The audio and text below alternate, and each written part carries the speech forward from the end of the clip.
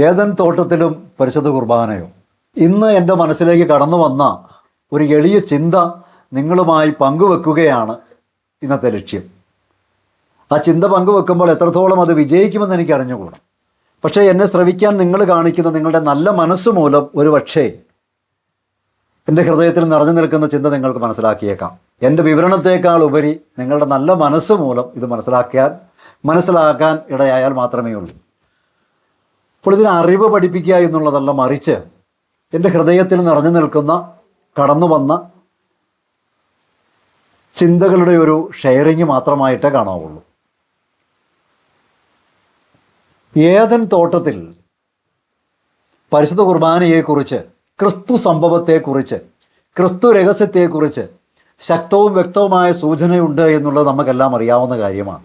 പക്ഷെ കുർബാനയിൽ നമ്മൾ നിൽക്കുമ്പോൾ നമ്മൾ ഏദൻ തോട്ടത്തിലുണ്ട്, ഏദൻ തോട്ടത്തിലാണ് നിൽക്കുന്നത്. ഏദൻ തോട്ടത്തിൽ പിതാവ് നൽകിയ വാഗ്ദാനം നമ്മൾ അനുഭവിക്കുകയാണ് പരിശുദ്ധ കുർബാനയിൽ എന്ന് പലപ്പോഴും എനിക്ക് അറിഞ്ഞുകൂടായിരുന്നു.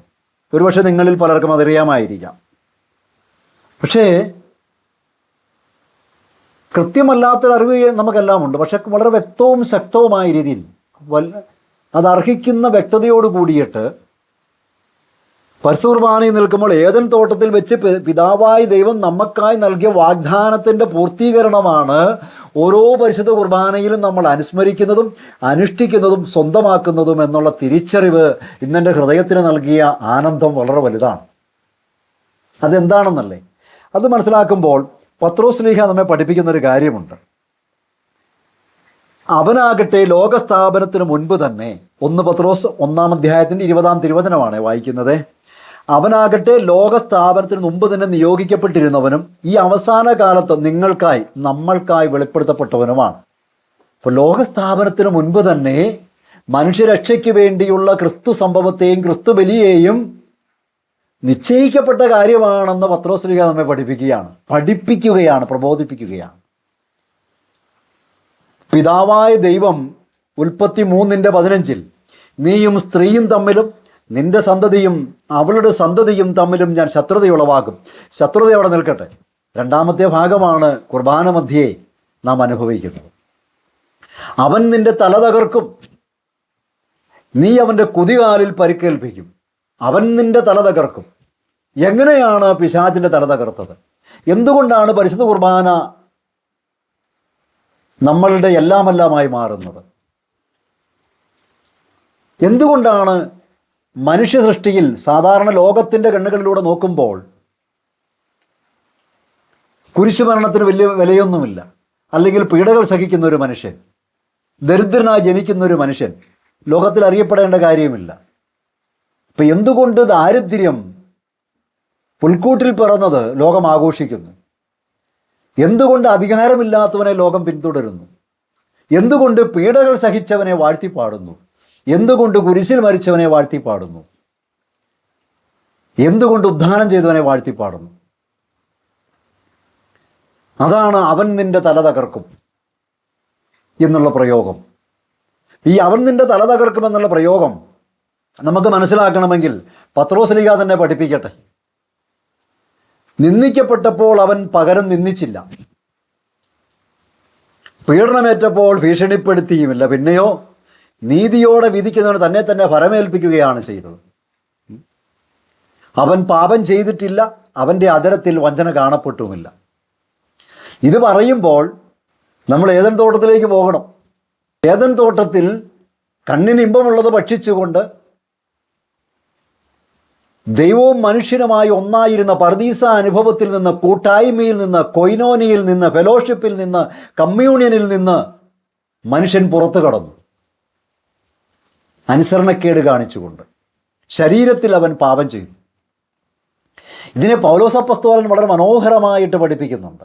ഹെബ്രായ ലേഖനത്തിലൂടെ പഠിപ്പിക്കുന്നുണ്ട്, റോമാ ലേഖനത്തിലൂടെ പഠിപ്പിക്കുന്നുണ്ട്, കൊറിന്തോസ് ലേഖനത്തിലൂടെ പഠിപ്പിക്കുന്നുണ്ട്. അതും മരണത്തിന്മേൽ അധികാരമുള്ള പിശാചിനെ തൻ്റെ മരണത്താൽ നശിപ്പിച്ച് മരണഭയത്തോടെ ജീവിതകാലം മുഴുവൻ അടിമത്തത്തിൽ കഴിയുന്നവരെ രക്ഷിക്കുന്നതിന് വേണ്ടിയാണ്. ഒരു മനുഷ്യൻ മൂലം പാപവും മറ്റൊരു മനുഷ്യൻ മൂലം ജീവനും കടന്നു പോകുന്നു എന്ന് പഠിപ്പിക്കുന്നുണ്ടെന്ന്. അപ്പോൾ എങ്ങനെയാണ് ക്രിസ്തു തല തകർത്തത്? നിന്ദിക്കപ്പെട്ടപ്പോൾ നിന്ദിച്ചില്ല, അവൻ ഭീഷണിപ്പെടുത്തുകയുമില്ല. കണ്ണിന് ഇമ്പമുള്ളത് അപ്പമുണ്ടാക്കി, നിനക്ക് വിശക്കുന്നില്ലേ അപ്പമുണ്ടാക്കി ഭക്ഷിക്കാൻ പറഞ്ഞു. ശരീരത്തിൻ്റെ പ്രവണതകളെ തൃപ്തിപ്പെടുത്താൻ പറഞ്ഞു. ആദവും ഹവ്വായും ശരീരത്തിൻ്റെ പ്രവണതകൾക്കനുസരിച്ച് ജീവിച്ചു. എന്നാൽ അവൻ തൻ്റെ ശരീരത്തിൽ പാപത്തിന് മരണം വിധിച്ചു. ഇതല്ലേ നമ്മൾ കുർബാന മധ്യേ ആഘോഷിക്കുന്നത്. കുർബാനയിൽ നിന്ന്, കുരിശ് മരണത്തിൽ നിന്ന് എന്തെല്ലാം ലഭിക്കുമെന്ന് നമുക്കറിയാം. പക്ഷേ കുരിശുമരണം എങ്ങനെ രക്ഷയായി മാറി? എന്തുകൊണ്ടാണ് കുരിശുമരണം നമ്മൾ ഇത്രത്തോളം ആഘോഷിക്കുന്നത്? എന്തുകൊണ്ടാണ് നമ്മൾ ക്രിസ്തു സംഭവത്തെ, ക്രിസ്തു രഹസ്യത്തെ, പരിശുദ്ധ കുർബാനയെ ഇത്രത്തോളം ആഘോഷിക്കുന്നതിന് കാരണം എന്താണ്? അവൻ തൻ്റെ ശരീരത്തിൽ, അതായത് റോമാ 8-ാം അധ്യായമാണ് വായിക്കുന്നത്, ശരീരത്താൽ ബലഹീനമാക്കപ്പെട്ട നിയമത്തിന് അസാധ്യമായത് ദൈവം ചെയ്തു. അവിടുന്ന് തൻ്റെ പുത്രനെ പാപപരിഹാരത്തിന് വേണ്ടി പാപകരമായ ശരീരത്തിൻ്റെ സാദൃശ്യത്തിൽ അയച്ചു. സ്ത്രീയിൽ നിന്നവൻ ജാതനായി, ജഡം എടുത്തു, ശരീരമെടുത്തു. എന്തിനാണ്?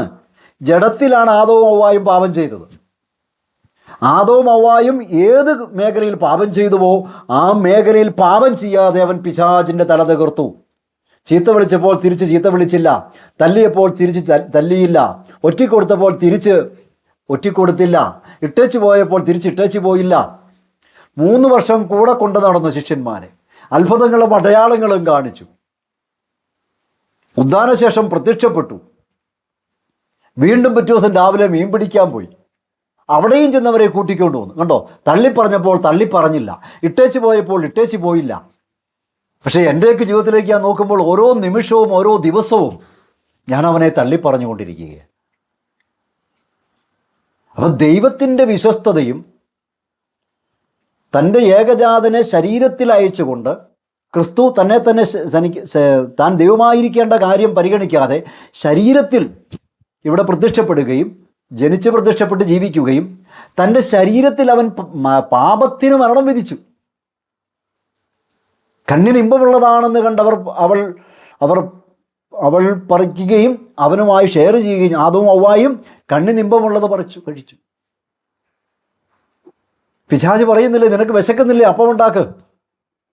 പിന്നെ പറഞ്ഞു, നിനക്ക് അത്യാവശ്യം ആഡംബരമൊക്കെ വേണ്ടേ, നീ ശുശ്രൂഷയ്ക്കൊക്കെ ഇറങ്ങുമല്ലേ, ആഡംബരങ്ങളൊക്കെ വേണം, അതുകൊണ്ട് എന്നെ കുമ്പിട്ട് ആരാധിച്ച് ഇത് ഞാൻ തരാം, ഈ ലോകത്തിൻ്റെ ദേവൻ. പിന്നെ പറഞ്ഞ അടയാളം കാണിച്ച് ദേവാലയത്തിന് മുകളിൽ നിന്ന് ചാട്. അപ്പം ഇതിന് കണ്ണിനിമ്പമുള്ളത് ശരീരത്തിൻ്റെ പ്രവണതകളെ മുഴുവൻ ക്രിസ്തു ശരീരത്തിൽ തന്നെ നിഘനിച്ചു എന്നുള്ളതാണ്. തൻ്റെ ശരീരത്തിൻ്റെ പ്രവണതകൾക്കനുസരിച്ച് ജീവിക്കാതെ ആത്മാവിൻ്റെ പ്രചോദനമനുസരിച്ച് ജീവിക്കുന്ന നമ്മിൽ നിയമത്തിൻ്റെ അനുശാസനം സഫലമാകാൻ വേണ്ടിയാണ്. ശരീരത്താൽ ബലഹീനമാക്കപ്പെട്ട നിയമത്തിന് അത് അസാധ്യമായത് ദൈവം ചെയ്തു. അവിടുന്ന് തൻ്റെ പുത്രനെ പാപപരിഹാരത്തിന് വേണ്ടി പാപകരമായ ശരീരത്തിൻ്റെ സാദൃശ്യത്തിൽ അയച്ചുകൊണ്ട് പാപത്തിന് ശരീരത്തിന് ശിക്ഷ വിധിച്ചു. ഓരോ പരിശുദ്ധ കുർബാനയും നമ്മൾ പങ്കെടുക്കുമ്പോൾ തൻ്റെ ശരീരത്തിൽ പാപം ചെയ്ത് ദൈവ മനുഷ്യ കൂട്ടായ്മ ആദവും ഹവ്വായും നഷ്ടപ്പെടുത്തി. എന്നാൽ തൻ്റെ ശരീരത്തിൽ മരണത്തിനും പാപത്തിനും ശിക്ഷ വിധിച്ചുകൊണ്ട് ആദവും ഹവ്വായും നഷ്ടപ്പെടുത്തി കളഞ്ഞ പർദീസ അനുഭവത്തിലേക്ക് നമ്മളെ ക്രിസ്തു ഓരോ കുർബാനയിലും കൈപിടിച്ച് ആനയിക്കുകയാണ്. നമ്മുടെ കർത്താവ് പിതാവുമായുള്ള സംഭാഷണത്തിൽ യോഹന്നാന്റെ സുവിശേഷം 17-ാം അധ്യായം, പിതാവേ നീ എന്നിലും ഞാൻ നിന്നിലുമായിരിക്കുന്നത് പോലെ നാം ഒന്നായിരിക്കുന്നത് പോലെ അവരും നമ്മിൽ ഒന്നായിരിക്കുന്നതിനാണ് ഞാൻ ആഗ്രഹിക്കുന്നത്. ഞാൻ സ്വർഗം വിട്ട് ഇങ്ങോട്ട് ഇറങ്ങി വന്നത് എന്തിനാ? നമുക്ക് നഷ്ടപ്പെട്ടു പോയ ദൈവമക്കളുടെ സ്ഥാനം തിരിച്ചു തരാനാണെന്ന് ക്രിസ്തു പറയുന്നുണ്ട്. തന്നെ സ്വീകരിച്ചവർക്കെല്ലാം, തൻ്റെ നാമത്തിൽ വിശ്വസിച്ചവർക്കെല്ലാം ദൈവമക്കളാകാൻ അവൻ കൃപ നൽകി. അപ്പോൾ ഓരോ കുർബാനയും നമ്മൾ അർപ്പിക്കുന്ന, പങ്കെടുക്കുന്ന ഓരോ പരിശുദ്ധ കുർബാനയും ദൈവമകളുടെ സ്ഥാനത്തേക്കുള്ള കൈപിടിച്ചുയർത്തലാണ്. അപ്പോൾ കുർബാനയിൽ പങ്കെടുത്താൽ എന്തെല്ലാം കിട്ടും? ക്രിസ്തുവിൻ്റെ പാപപരിഹാര ബലിയിൽ നിന്ന്, കുരിശുമരണത്തിൽ നിന്ന് എന്തെല്ലാം കിട്ടുമെന്ന് ധാരാളമായി നമ്മൾ ചർച്ച ചെയ്യാറുണ്ട്. പക്ഷേ ക്രിസ്തുവിൻ്റെ കുരിശുമരണത്തിൽ എന്താണ് സംഭവിച്ചത്? ആദ്യ മാതാപിതാക്കൾ ഏത് മേഖലയിൽ ദൈവത്തിൽ നിന്ന് അകന്നുപോയവോ നോക്കി. ആദ്യത്തെ പാപം തന്നെ എന്താണ്? കൂട്ടായ്മ നഷ്ടപ്പെടുത്തി. ആദം നീ എവിടെ? കൊയ്നോനിയ, കൂട്ടായ്മ നഷ്ടപ്പെട്ടു പോയിരിക്കുന്നു. മകനെ നീ എവിടെ? നീ എന്നിൽ നിന്ന് അകന്നു പോയിരിക്കുന്നു, എവിടെയാണ് എന്നുള്ള ചോദ്യമാണ്. കൂട്ടായ്മ നഷ്ടപ്പെട്ടല്ലോ കുഞ്ഞെ എന്നുള്ള ചോദ്യമാണ്. അപ്പോൾ ഓരോ പാപവും ബെനഡിക്ട് മാർപ്പാപ്പയുടെയൊക്കെ വാക്കുകളിൽ പറഞ്ഞാൽ സമൂഹത്തിൽ നിന്നുള്ള വിട്ടുനിൽപ്പ്, വേറിട്ട് നിൽപ്പാണ്. അപ്പം വ്യക്തിയാധിഷ്ഠിതമായ ആത്മീയതയെ ഞാൻ അത്യധികം ആഗ്രഹിച്ചു എന്ന് പറയുന്ന അപ്പസ്തോലിക ഉത്ബോധനത്തിലൂടെ ഫ്രാൻസിസ് മാർപ്പാപ്പയും, പ്രത്യാശയിൽ രക്ഷ എന്ന് പറയുന്ന ചാക്രിക ലേഖനത്തിലൂടെ ബെനഡിക്ട് മാർപ്പാപ്പയും, ഭക്തിയും അറിവിലും മാത്രം നമ്മൾ ഒതുങ്ങരുത്, ആർക്കും തനിക്ക് വേണ്ടി മാത്രം ക്രിസ്തുവിനെ അറിയാൻ പറ്റുകയില്ല എന്ന് മാർപ്പാപ്പമാർ നിരന്തരം ഔദ്യോഗികമായ പ്രബോധനങ്ങളിലൂടെ പഠിപ്പിക്കുന്നുണ്ട്. അപ്പം പരിശുദ്ധ കുർബാന എന്ന് പറയുന്നത് വ്യക്തിപരമായ ഭക്തിമാർഗം മാത്രമല്ല, മറിച്ച് എന്നെ ക്രിസ്തു ആരെയെല്ലാം തൻ്റെ ഈ ലോക ജീവിതത്തിലൂടെ വീണ്ടെടുത്തുവോ അവരോടെല്ലാം ഞാൻ ഒന്നായി മാറുന്നതാണ്. ഇത് CCCയിലൂടെയും ചാക്രിക അപ്പസ്തോലിക ഉത്ബോധനങ്ങളിൽ ലേഖനങ്ങളിലൂടെയും സഭ ആവർത്തിച്ച് പഠിപ്പിക്കുകയാണ്. ഞാൻ ക്രിസ്തുവിൻ്റെ സ്വന്തമാകുന്നത് ആരെയെല്ലാം ക്രിസ്തു സ്വന്തമാക്കിയിട്ടുണ്ടോ, ആരെയെല്ലാം ക്രിസ്തു സ്വന്തമാക്കുവാനുണ്ടോ അവരുടെ എല്ലാം ഞാനാകുമ്പോഴാണ് ഞാൻ ക്രിസ്തുവിൻ്റേതാകുന്നത് എന്ന്. ഇതിനെ കൊറിന്തോസ് ലേഖനത്തിലൂടെ പൗലോസ്ലീഹ പഠിപ്പിക്കുന്നത് വളരെ വ്യക്തമാണല്ലോ, നമുക്ക് സുപരിചിതമാണത്. വായിക്കാമേ. നാം ആശീർവദിക്കുന്ന അനുഗ്രഹത്തിൻ്റെ പാനപാത്രം ക്രിസ്തുവിൻ്റെ രക്തത്തിലുള്ള ഭാഗഭാഗിത്വമല്ലേ? നാം മുറിക്കുന്ന അപ്പം ക്രിസ്തുവിൻ്റെ ശരീരത്തിലുള്ള ഭാഗഭാഗിത്വമല്ലേ? അപ്പം ഒന്നേയുള്ളൂ, അതിനാൽ പലരായിരിക്കുന്ന നാം ഒരു ശരീരമാണ്.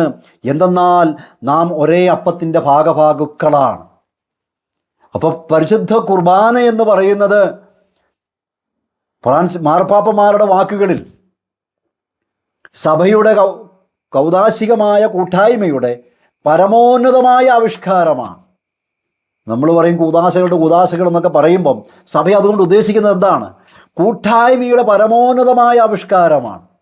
ഇടവക ജനത്തിന് പങ്കെടുക്കാൻ പറ്റാത്തപ്പോൾ പോലും പുരോഹിതൻ സഭയ്ക്ക് വേണ്ടി അപ്പസ്തോലന്മാരാൽ ഫലമേൽപ്പിക്കപ്പെട്ട ക്രിസ്തു സംഭവത്തെ സഭയ്ക്ക് വേണ്ടി അർപ്പിക്കുകയും അനുസ്മരിക്കുകയും അനുഷ്ഠിക്കുകയുമാണ് ചെയ്യുന്നത്.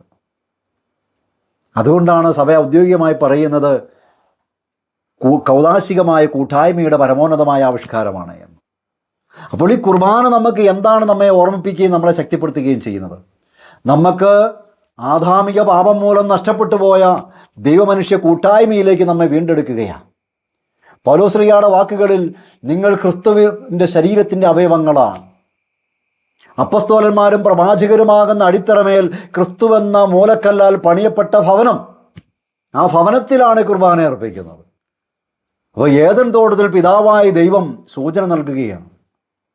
അവൻ നിന്റെ തല തകർക്കും, പക്ഷേ അവൻ്റെ കുതികാലിൽ നീ പരിക്കേൽപ്പിക്കും. അതായത് ക്രിസ്തുവിനെ അനുഗമിക്കാനും ക്രിസ്തുവിലായിരിക്കാനും ശ്രമിക്കുന്ന നമ്മളെ അവൻ ദ്രോഹിക്കും, പക്ഷേ അവൻ നിന്റെ തല തകർക്കും. എന്താണ് യഥാർത്ഥത്തിൽ തല തകർത്തത്? ആ തല തകർക്കൽ എന്ന് പറഞ്ഞാൽ ഒറ്റയ്ക്കൊറ്റയ്ക്ക് പോവുക, ഇഷ്ടമുള്ളതുപോലെ കണ്ണിനും കാതിനും ഇമ്പമുള്ളത് സമൃദ്ധിയുടെ സുവിശേഷം മാത്രം വിശ്വസിക്കുക, പ്രസംഗിക്കുകയും ജീവിക്കുകയും ചെയ്യുക. രോഗമില്ലാതിരിക്കുന്ന അവസ്ഥ, ദാരിദ്ര്യമില്ലാതിരിക്കുന്ന അവസ്ഥ, അതാണ് യഥാർത്ഥ ദൈവികത എന്ന് ചിന്തിക്കുകയാണ്. ക്രിസ്തുവിലായിരിക്കുന്ന വ്യക്തിക്ക് രോഗമുണ്ടോ ഇല്ലയോ എന്നുള്ളതോ സമൃദ്ധി ഉണ്ടോ ഇല്ലയോ എന്നുള്ളത് പ്രസക്തമുള്ള കാര്യമല്ല. അപ്പോൾ ആ തലതകർക്കൽ എന്ന് പറയുന്നത് കൂട്ടായ്മയാണ് നമ്മുടെ ആദിമാതാപിതാക്കൾ നഷ്ടപ്പെടുത്തിയത്. ആ കൂട്ടായ്മ തിരിച്ചു കൊണ്ടുവന്നു. ആ കൂട്ടായ്മ എങ്ങനെയാണ് നഷ്ടപ്പെടുത്തിയത്? ശരീരത്തിൻ്റെ പ്രവണതകൾക്കനുസരിച്ച് ജീവിച്ചുകൊണ്ടാണ് അവർ കൂട്ടായ്മ നഷ്ടപ്പെടുത്തിയത്. ആദം നീ എവിടെ? ക്രിസ്തു അതുകൊണ്ടാണ് ശരീരമെടുക്കേണ്ടി വന്നത്. കാരണം ശരീരത്തിലാണ് മനുഷ്യൻ പാപം ചെയ്തത്. അപ്പം പാപം ചെയ്യാത്ത ഒരു ശരീരമേ ഭൂമിയിലുള്ളൂ, അത് ക്രിസ്തുവിൻ്റെ ശരീരമാണ്. ആ ശരീരമാണ് സഭ. അപ്പോൾ ഏദൻ തോട്ടത്തിൽ കുർബാനയെക്കുറിച്ച് എത്ര കൃത്യമായ സൂചനയാണ് നൽകുന്നത്. അതുകൊണ്ടാണല്ലോ നമ്മൾ തിരുവചനം ബൈബിൾ വായിക്കുമ്പോൾ അവിടെ ഉടനീളം നമുക്ക് കാണാൻ സാധിക്കുന്നത് ഒരു ബലിയെ കാത്തിരിക്കുകയാണ്. അബ്രാഹാം പുറപ്പെട്ടു പോകുന്ന ഇടങ്ങളിലെല്ലാം അവൻ ബലിപീഠം നിർമ്മിച്ചു, ബലിയർപ്പിച്ച് പ്രാർത്ഥിച്ചു എന്ന് പറയുകയാണ്. പൂർവ്വപിതാവ് യാക്കോബിനെ നോക്കിക്കേ, അവൻ ബലിയർപ്പിച്ച് പ്രാർത്ഥിച്ചു എന്ന് പറയുകയാണ്. മോശ ഇസ്രായേൽക്കാരെ അടിമത്തിൽ നിന്ന് മോചിപ്പിക്കുകയാണ്. അവിടെ ഒരു കുഞ്ഞാട് ബലിയാവുകയാണ്. ദഹനബലി, സമാധാന ബലി, പാപപരിഹാര ബലി, അങ്ങനെ നീണ്ട ബലികളുടെ ഒരു ബലിയർപ്പണ ജനത തന്നെയാണ് യഹൂദർ. എന്തിനു വേണ്ടിയാ? എല്ലാ ബലിയുടെയും പൂർത്തീകരണമാകുന്ന ക്രിസ്തുവിൻ്റെ ബലി. ഈ ക്രിസ്തുവിൻ്റെ ബലി എന്താണ്? ക്രിസ്തുവിൻ്റെ ബലി എന്ന് പറയുന്നത് ഒന്നാവുക എന്നുള്ളതാണ്. ആദവും ഹവ്വായും നഷ്ടപ്പെടുത്തിക്കളഞ്ഞ പർദീസ അനുഭവത്തിൽ ജീവിക്കുക. നോക്കുക, അപ്പോസ്തലന്മാരുടെ പ്രസംഗം, അപ്പോസ്തലന്മാരുടെ പ്രബോധനം, കൂട്ടായ്മ, കൊയിനോനിയ, ഫെലോഷിപ്പ്, കമ്മ്യൂണിയൻ, അവിടെ അപ്പം മുറിക്കൽ പ്രാർത്ഥന, അതായത് ലിറ്റേർജി. നാം ലിറ്റേർജിക്കൽ പീപ്പിളാണ്. നമ്മൾ ഒരു ആരാധനാ ക്രമത്തിൽ ജീവിക്കുന്നവരാണ്. അതിനെയാണ് ഫ്രാൻസിസ് മാർപ്പാപ്പ പഠിപ്പിക്കുന്നത്, to be formed by the liturgy and formed for the liturgy എന്ന് ഞാൻ അത്യധികം ആഗ്രഹിച്ചു എന്ന് അപ്പസ്തോലിക ഉത്ബോധനത്തിലൂടെ ഫ്രാൻസിസ് മാർപ്പാപ്പ പഠിപ്പിക്കുന്നത്. നമ്മുടെ ആരാധനാ സമൂഹമാണ്. നിങ്ങൾ എനിക്ക് ജനവും ഞാൻ നിങ്ങൾക്ക് ദൈവവുമായിരിക്കും.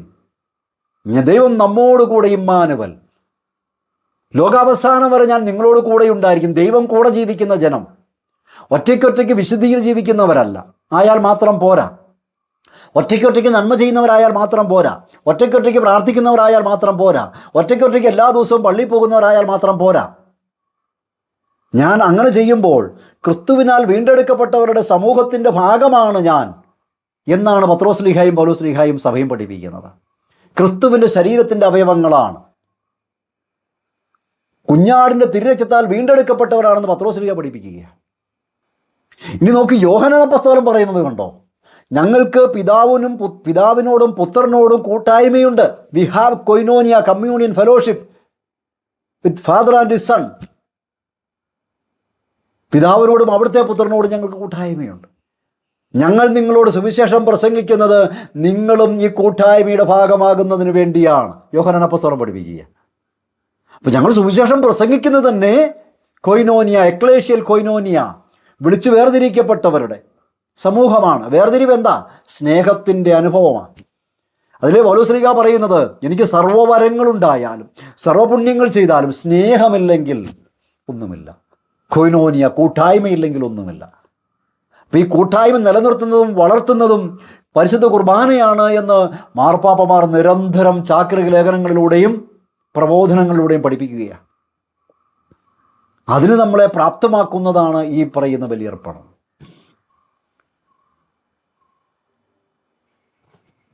പ്രഭാതബലി, സായാഹ്നബലി എന്നെല്ലാം പറഞ്ഞുകൊണ്ട് നമുക്ക് പഴയ നിയമത്തിൽ ഉടനീളം കാണാൻ പറ്റും. ആടിനെ കൊല്ലുന്നു, കാളക്കുട്ടിയെ കൊല്ലുന്നു, രക്തം തളിക്കുന്നു, എന്നിട്ട് ഉടമ്പടിയുടെ രക്തമാണെന്ന് പറയുന്നു. ക്രിസ്തു എന്ന് പറഞ്ഞ് പുതിയ ഉടമ്പടിയിലുള്ള എൻ്റെ രക്തമാണ്. പഴയ നിയമം മുഴുവൻ മണവാളനെ കാത്തിരിക്കുന്ന മണവാട്ടിയെപ്പോലെ ക്രിസ്തുവിൻ്റെ ബലി കാത്തിരിക്കുകയാണ്. വീണ്ടെടുപ്പിൻ്റെ ബലി എവിടെ? പത്രോസ് ശ്ലീഹ പറഞ്ഞത് അനാദിയിലെ നിശ്ചയിക്കപ്പെട്ട, അവനാകട്ടെ ലോകസ്ഥാപനത്തിന് മുമ്പേ നിശ്ചയിക്കപ്പെട്ടതാ. അപ്പം നമുക്ക് ക്രിസ്തു നാമത്തിൽ നിന്നെല്ലാം കിട്ടും, ക്രിസ്തു വചനത്തിൽ നിന്നെല്ലാം കിട്ടും, കുരിശുമരണത്തിൽ നിന്നെല്ലാം കിട്ടും, കുർബാനയിൽ നിന്നെല്ലാം കിട്ടും നമുക്കറിയാം. പക്ഷേ എന്താണ് സംഭവിക്കുന്നത്, എന്തിലേക്കാണ് നമ്മെ വിളിക്കുന്നത് എന്ന് പലപ്പോഴും നമ്മൾ ചിന്തിക്കാറില്ല, അറിയാമെങ്കിലും. അപ്പോൾ കൊയിനോനിയ, ഫെലോഷിപ്പ്, കൂട്ടായ്മ, അതിലർപ്പിക്കപ്പെടുന്നതാണ് ബലി. അതുകൊണ്ടാണല്ലോ മാർപ്പാപ്പമാർ അടിവരയിട്ട് പഠിപ്പിക്കുന്നത് ബലിയർപ്പണത്തിൽ സഭയുമായുള്ള ഐക്യം, പ്രാദേശിക സഭയും ആഗോള സഭകളുമായുള്ള ഐക്യം നിർബന്ധം. എല്ലാ അടയാളങ്ങളും പ്രതീകങ്ങളും അതേപടി അനുഷ്ഠിക്കുകയും ചെയ്യണം എന്ന് പഠിപ്പിക്കുകയാണ്. അപ്പോൾ പിശാചിൻ്റെ തല തകർത്തത് ശരീരത്തിൻ്റെ പ്രവണതകൾക്കനുസരിച്ച് ജീവിച്ചുകൊണ്ടാണ് പിശാചിന് വിധേയപ്പെട്ടെങ്കിൽ, ജഡത്തിന് വിധേയപ്പെട്ടെങ്കിൽ, അതേ ജഡത്തിൽ വന്ന് ജഡത്തിൻ്റെ പ്രവണതകളെ അവൻ നിഹനിച്ചു എന്നാണ് പഠിപ്പിക്കുന്നത്. അപ്പോൾ ക്രിസ്തുവിലായിരിക്കുന്നവർ പുതിയ സൃഷ്ടിയാണ്, ക്രിസ്തുവിൻ്റെ ശരീരത്തിൻ്റെ അവയവങ്ങളാണ്. അപ്പോൾ ഒരു ശരീരത്തിന് ഒരു അവയവത്തിന് മറ്റൊരു അവയവത്തെ അവഗണിക്കാൻ പറ്റുമോ? ഇല്ല. ഒരവയവത്തിന് സാമ്പത്തികമായും മാനസികമായും വേദനിക്കുന്നെങ്കിൽ മറ്റേ അവയവം അതിനെ പരിഹരിക്കാൻ ശ്രമിക്കും. അതുകൊണ്ടാണല്ലോ അപ്പോസ്തലന്മാരുടെ പ്രബോധനം, കൂട്ടായ്മ, അപ്പം മുറിക്കൽ, ലിറ്റേർജി, ആരാധനാക്രമം.